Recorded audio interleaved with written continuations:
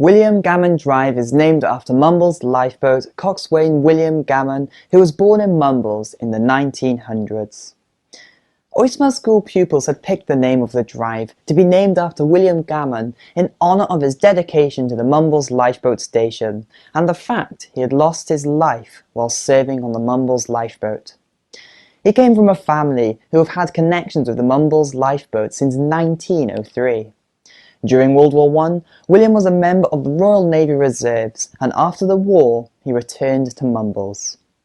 On Wednesday, the 23rd April 1947, William Gerbert Davis, the Mumbles lifeboat mechanic, fired the maroons from the lifeboat cottage at Southend to signal the rescue of a vessel, SS Samtampa, which had sailed from Middlesbrough, most of the 39 crew coming from the Teesside area. The vessel was in grave danger in storm-force winds near Porthcawl.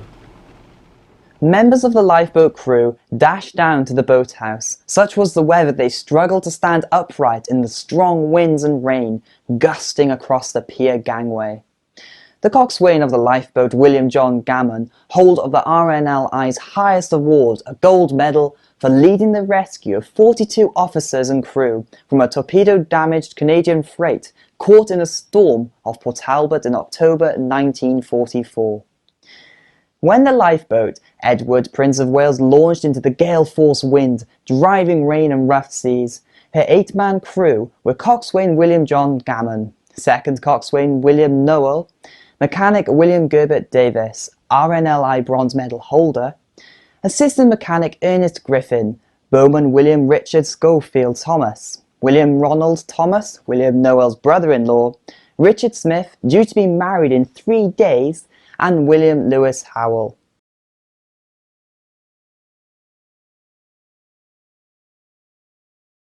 The lifeboat Edward, Prince of Wales, had been at the Mumbles since 1924, during which time she and her crew had helped to rescue over 190 men.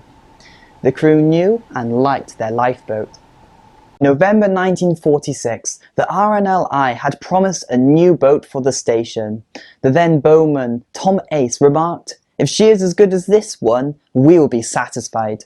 We could go to America in this one."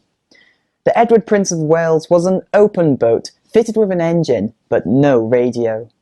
The SS Samtampa, a 700-ton Liberty ship built in 1943, was on her way to Newport from Middlesbrough. Her captain was a New Zealander, but nearly 3/4 of the crew of 39 were from northeast England. Battling the storm in the Bristol Channel, the Samtampa, imbalanced and difficult to handle in the strong winds and rough seas, it became unmanageable and drifted towards Nash Shoal near Porthcawl. Putting down anchors, Captain Sherwell sent several increasingly urgent messages for assistance, and the Coast Guard requested the launch of the Mumbles lifeboat. The last signal was given 10 minutes after the lifeboat had launched. The Coast Guard received Samtampa's latest position. Auxiliary Coast Guard Eric Michael signalled to the lifeboat using an Aldis lamp. But despite being 123 feet or 37 meters above sea level in the Coast Guard station, they were losing sight of the lifeboat in the troughs of the waves. Unsure of the signal, coxswain Gammon turned the lifeboat around and headed back to the boathouse slipway to hear the information shouted via a loud hailer. The crew set off once more into the storm. Soon Edward, Prince of Wales, was no longer visible from the shore at Southend. Nothing more was seen or heard of the lifeboat and her crew that night.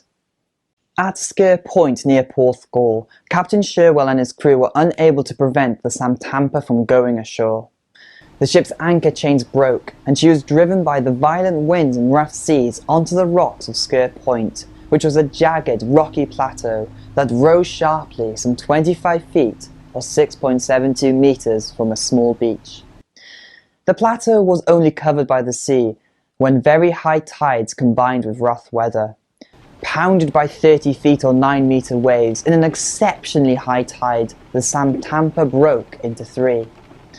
The bow and stern sections were thrown up onto the plateau. The middle section with engine room and crew remained on the beach in deeper water. Throughout the stormy night, lit by car headlights, the police, coast guards, ambulance crews and many helpers watched in vain for any survivors from the wrecked ship only 300 yards or 274 meters away. They knew that Edward, Prince of Wales, was on her way, so they watched out for her. In Mumbles, they waited anxiously all night in the empty boathouse, feared the worst when, by dawn, there was no news. By 3 a.m. the tide of Sker had ebbed, allowing rescuers to scramble over the slippery, oil-coated rocks with twisted spears and steel hawsers, searching in vain for survivors. When light came, they discovered Edward, Prince of Wales, upside down on rocks 500 yards or 457 meters away. Later that day, the bodies of the lifeboat crew were found, the life jacket correctly fastened. All 39 men of the Samtampa had been lost, and the 8 men of the Mumbles Lifeboat had given their lives attempting to save them. Mumbles was stunned. Hundreds of miles away, the people of Middlesbrough, Whitby, Stockton-on-Tees, Staithes and Redcar were devastated by what the Middlesbrough Gazette called one of the worst disasters within living memory for the seafaring community of North Yorkshire and South Durham. Disaster funds were immediately opened to help families of both crews, with donations from all over the world. What happened to Edward, Prince of Wales on her final service could not be known for certain, but RNLI inspectors concluded an exceptionally big sea around high water had capsized her, throwing the crew overboard. The lifeboat was driven by the high tide bottom upwards over the submerged rock plateau, where she remained when the sea receded. The funeral for the Mumbles lifeboat crew was on the 29th April. On the day of the funerals, there was relentless rain, but thousands lined the streets of Mumbles to pay their respects. Schools, shops and businesses were shut, curtains drawn and flags were at half-mast on buildings and boats anchored in the bay.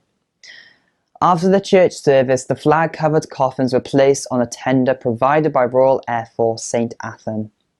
Led by Swansea Police and the Salvation Army bands, the funeral cortege of Mumbles lifeboatmen, supported by colleagues from Tenby and Ferryside, Coast Guard, representatives of the RNLI, Merchant and Royal Navies, the British Legion, Glamorgan Police, local authorities and many other organisations and individuals moved slowly up Newton Road to Oystermouth Cemetery. The 8 men were solemnly laid to rest, the last post sounded and poppies were cast into the graves. The following is an extract from the memoriam to the crew.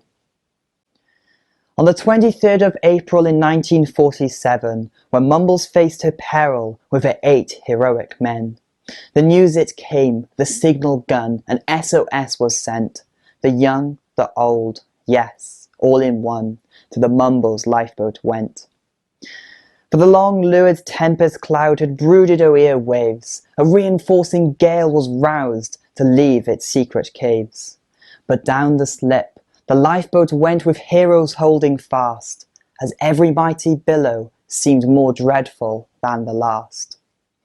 And who shall tell the agony that those great souls did bear, as they fought the tempest willingly, devoted of fear and care?